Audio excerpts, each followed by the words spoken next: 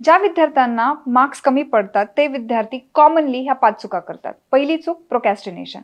रोजचा अभ्यास टाळायचा प्रयत्न करणे, पुढे ढकलणे, हा त्यातला एक प्रकार आहे. प्रोक्रॅस्टिनेशन म्हणजे आजचा अभ्यास आज न करता तो पुढे ढकलत राहणे. अशामुळे तो अभ्यास कधीच पूर्ण होत नाही आणि मग परीक्षेच्या वेळेस त्यांची धांदळ उडते. दुसरी गोष्ट, लॅक ऑफ टाइम मॅनेजमेंट. जे विद्यार्थी स्वतःचा टाइम हा सिरियसली घेत नाहीत आणि रोज टाइमपास करतात, त्यांचा महत्त्वाचा जो वेळ आहे हातात असलेला तो त्यांचा वाया जातो आणि मग अशामध्ये हातात असलेल्या वेळेमध्ये अभ्यास पूर्ण होत नाही. म्हणून time management is very important factor. तिसरी गोष्ट, पॅसिव्ह लर्निंग.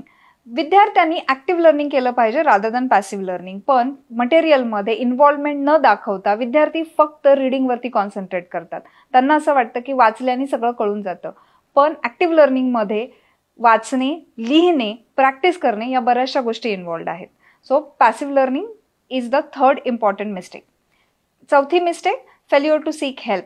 असे विद्यार्थी हे कधीही टीचर्सला किंवा मित्रांना मदत मागत नाहीत. त्याच्यामुळे त्यांच्या अभ्यासामध्ये आलेल्या त्यांच्या अडचणी, त्यांचे प्रॉब्लेम्स हे कधीच सॉल्व्ह केले जात नाहीत. त्याच्यामुळे ते प्रॉब्लेम जशाला तसेच राहतात आणि म्हणून ते अभ्यासामध्ये प्रोग्रेस नाही करू शकत. पाचवी चूक, lack of self care. Self care आणि अभ्यास याचा काहीही संबंध नाही अशी बरीचशा विद्यार्थ्यांची एक समजूत आहे. पण जे विद्यार्थी एक्सरसाइज करतात, मेडिटेशन करतात, चांगले गोष्टी खातात, जंक फूड खात नाहीत, अशा विद्यार्थ्यांचं कॉन्सन्ट्रेशन आणि इफिशियन्सी टू वर्क ही जास्त असते. हे विद्यार्थी कमी वेळेमध्ये जास्त अभ्यास करण्याची कॅपॅसिटी तयार करतात. म्हणून self care is also very important thing.